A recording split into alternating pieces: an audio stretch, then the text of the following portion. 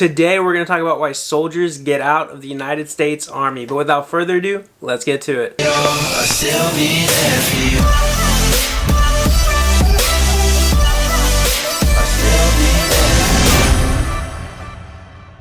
What is up, guys? Ben Allen back again with another video, and like I just said, we're going to be talking about why soldiers decide to get out of the United States Army. There's a bunch of reasons, and we're going to hit on a few of those reasons in today's video. But before we get into that, guys, for those of you that are new here and you have no idea who I am, I'm Ben Allen Alvarado. I did 4 years active duty Army as a 68 whiskey. I got out as a sergeant, did the civilian thing for a few months, decided, hey, you know what, I missed the Army, but not enough to join active duty, so I joined the reserves. I've been in the reserves now for about a year and some change, so if you guys have active duty questions or reserve questions, feel free to hit me up on my Instagram at Ben_Allen175. It's the best possible place to reach me whatsoever, or the comment section down below if you have questions. But follow, send me a DM, and I'll try to get back to you with an answer as fast as I can. And with that being said, guys, I need y'all to like this video, comment down below what you think in your own personal opinion is the biggest reason that soldiers get out of the Army, and most importantly, subscribe, guys. My analytics tell me that only about 11% of you guys are subscribed, so that means a majority of you aren't. So if you aren't subscribed, take the 2 seconds, go ahead and smash that button. It really helps us grow and helps this video get pushed out to bigger and better audiences. Now, with all of that being said, let's go ahead and jump straight into the topic. So number one on this list is gonna be they just have dreams that they want to pursue outside of the military, right? You see this time and time and again. I mean, I was in this boat for sure. You know, there were just other things that I wanted to do outside of the military that the military, you know, the Army primarily just didn't allow me to do while I was in, right? Because if you're active duty, you guys know you're not going to have a whole lot of free time to pursue things that would, you know, need your full attention to build and grow, whether it's a business or a channel or, you know, just reconnecting with friends and family, right? And I knew coming in that I was going to get out after my first 4 years, right? Because I had, you know, bigger dreams. I wanted to use the Army as a stepping stone, and that's what I did, right? So that's one of the reasons people get out. They just realize, like, hey, you know what, the Army was great, whatever, I had a good time, but there's things that I want to pursue out in the civilian world, which is why a lot of people get an MOS that has good civilian opportunities, because most people want to, you know, do their 4 years, 3 years, 5 years, whatever it may be, and, you know, take the certifications that they got from their MOS and find a civilian job, you know, that'll pay them more than the Army's paying them to do that job in the civilian sector. So that's one of the reasons, guys, you know, dreams outside of the Army, you know, chasing better civilian opportunities, right?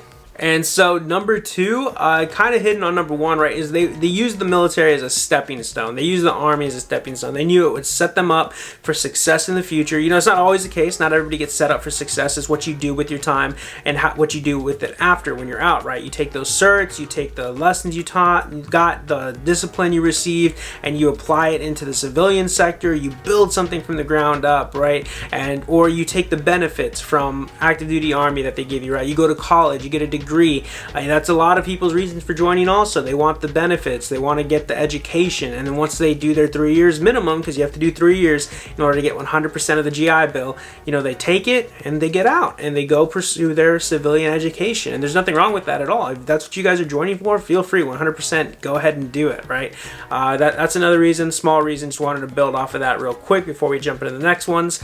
But yeah, all right, so now with like those little kind of positive reasons as to why people get out, we're going to jump more into the negative reasons, and this is more or less why good soldiers end up getting out of the Army. And so the first one, kick it off, right? We'll save the worst one for last, right? But favoritism is a big thing in the Army. I know a lot of leaders, you know, NCOs, whatever it may be, claim that they don't have favorites or that they don't do favoritism, but it's blatant how big favoritism is in the Army, guys. Like, you can have, you know, the shittiest person be in your platoon, but they're like homies with like an NCO that has like some pool in the platoon, or you know, the company or whatever, and say you go off to like a field exercise or whatever, and they say, oh yeah, don't worry, when you get back, we're gonna give you some comp days, whatever. You get back and you get 0 comp days whatsoever. They're like, oh yeah, something came up, bro, you gotta go do this or whatever, you gotta go do that, and then like that same shitbag person, right, that like went to like a 1-day range or something, comes back, he's like, oh bro, you were at the range all day, let me hook it up, bro, let me give you 2 comp days. And then you see that and you're like, yo, what the heck, bro? Like what sense does that make? This guy was at a range and did nothing, you know, like a majority of the time. Whereas we were out here busting our asses in the field, and you know, you just kind of see it. And that's just one example, right? There's a bunch of other examples of favoritism that could lead to them getting promoted before you, even though they're not deserving of it, or you know, this, that, or the other. Just know that favoritism is definitely something that leaves a sour taste in a lot of soldiers' mouths, and it just kind of solidifies them and their decisions to possibly get out of the army. So that's another reason. So next one isn't like super bad, but it can be like neutral, right? They joined the army with certain expectations, thinking they were going to do this, that, or the other, and it just did not meet their expectations. It fell short of what they thought it was going to be. Either they've seen too many, you know, war movies, or they played too much Call of Duty, or you know, they just expected it to be different. Like, you know, it was going to be like Band of Brothers, or it was going to be like this big old family type of thing. Don't get me wrong, the military, the army can be, you know, kind of like a family, just depending on where you go. But some other people experience it different. They have like horrible leadership, they have, you know, a bad experience, that it's not the type of unit they wanted to go to, they're maybe not going on as many deployments as they thought they would, or if they do, it's like a rotation and they're just really training, they're not seeing any combat. It just depends, right? Everybody has a certain reason, people go on with certain expectations, and when you do that, you're kind of setting yourself up for failure, because if the military experience does not you know, meet those expectations that you set for yourself, or you know, just set for it, it's gonna kind of leave a bad taste in your mouth. Maybe not a bad taste, but it's just gonna be like, oh well, this is kind of a letdown, let me finish my time, then I'm gonna deuce out and get out of here, right? So that's another thing, high expectations, or it just fell short of meeting their expectations, and that's another reason, you know, people want to get out of the military or the army. Primarily, I'm talking about the army. When I say military, just know I mean army, because that's the branch I'm currently speaking about, right? So moving on to the next one, we have just PT. It's not a big one, right? But some people just do not like waking up in the morning. Usually when you're doing PT, you're waking up at like maybe 5:30 to be at a formation at 6, or maybe you're waking up at 6 to be at a formation at 6:30. It just depends. People just, for whatever reason, hate waking up super early to go do a 10-mile run, 5-mile run, 100 push-ups, this, that, or the other. PT is one of those reasons. It's not for everybody. It's just for certain individuals that just don't like waking up early and doing physical exercise. So keep that in mind. That is one of the reasons as well. It's a little comedic reason for me, but whatever, right? So moving on to the next one. All right, so this is like the second to last one, because I have one more right after this one, but the stupid shit that goes on in the military, guys. There's a lot of dumb stuff that happens, right? And this is not everywhere, right? This is just my own personal opinion, but if you guys are in or have been in, or just know that you guys may experience this. I'm pretty sure the people that are watching this that have been in know what I'm talking about, right? You could have a super simple idea that'll get the job done, but the army will be like, no, come on, we're not doing that. Like, you're using common sense right now, guy. We don't do that here. And they'll just come up with a plan that has like 100 different steps versus the 2-step, 3-step plan that somebody came up with that could have accomplished the job, you know, faster and at the same level of efficiency as, you know, their 100-step plan. But no, they like doing certain things their way, right? It's always how it's been. To me, it's just one. For me personally, I was like, okay, well, this is kind of dumb. This solidifies me getting out even more, even though I already knew I was getting out when I went in.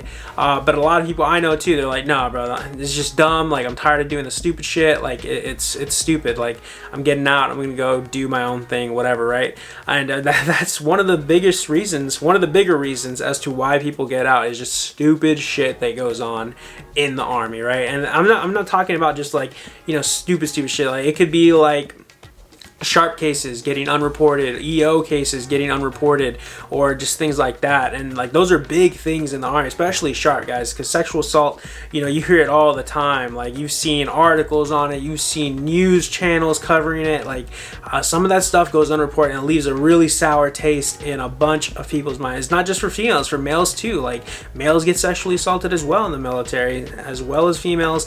And you know, sometimes they try to report it and just get swept under the rug, and they're like, well, I'm getting out. Or it leads to further issues down the road where they have to get like medically separated.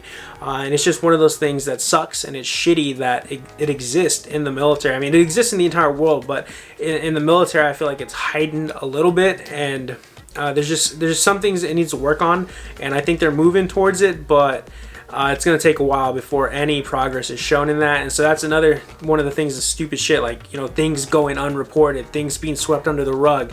And to me, like, it needs to get fixed. And I know a lot of people would agree with that, right? We're kind of going off on a tangent here. This could be a whole other video on itself, but I just wanted to say that, just to put it out there, that is another reason why people get out, because of situations like that. So keep that in mind.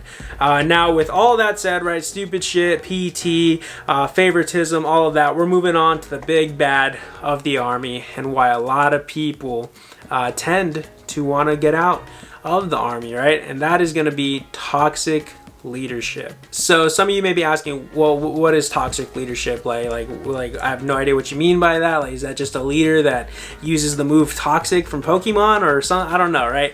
I'm a Pokemon nerd, for those of you that don't know, right? I like that shit. It's fun. I enjoy playing it. But toxic leadership, right? That could mean a bunch of different things, and it can be portrayed a bunch of different ways. Toxic leadership could be you having a leader that just gives zero shits about you as a soldier, and like you're the direct soldier, like you're under them, and they're just like, oh yeah, no, I'm worried more about myself advancing, so I don't want you to pass me up, so I'm gonna make sure you don't get promoted. Or, you know, like maybe it's they just don't like you for whatever reason. Maybe you slight them in some sort of way, or maybe they just don't like the way your face looks and they're just being an asshole to you, and they're like, you know what, I'm gonna put this guy on all the details possible just because I can. You know, I'm an NCO, they're a private, or, you know, they're just a lower rank than me, and I have the power to, you know, put them in these positions. And so, you know, that leaves a bad taste in a lot of young soldiers' mouths, because they have selfish NCOs that really don't care. They're super like aggressive, maybe they're like mean. I mean, being mean in the military is kind of a thing, but I'm talking about, like, you know, extreme, like assholey, like, you know, just out for you pretty much. Or this could be like, maybe you have a company, right? Maybe you're a company commander, or, you know, your company sergeant major or something, or a first sergeant, whatever.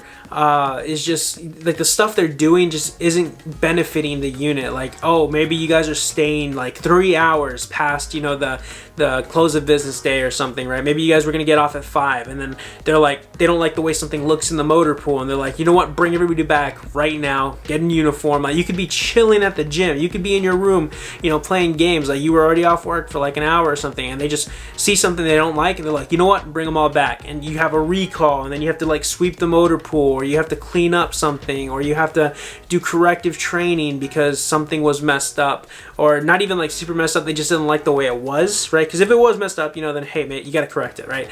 But if it's just something like them, like, oh, they don't have something to do on the weekends and they're bored and they just want to, like, you know, call everybody back so they can make them do push-ups, whatever, or they make them clean, like that. I've seen that happen. Like, that's happened at my old unit, like 100%. And that's just another thing, a form of toxic leadership, right? There's also the toxic leadership of there's so many different variants, guys, that it could be like, maybe you have like the specialists, you know, like playing extreme like horrible jokes on the privates, or like hazing, right? Like making them like oh, you're brand new here to the unit, cool, like come to the barracks, blah blah blah, like chug this like bottle of vodka or something so we know you're cool or whatever, or else we're gonna smoke you. And you know, you're a private, right? Like some people will speak out and they would just be like, no, I'm not doing that, that's dumb. But you know, if you're brand new to the Army, right, for a lot of people it's their first time away from home, they're nervous, they don't know what's what, they don't know what to do, and they're scared, so they just end up doing it, and it's just not a good time.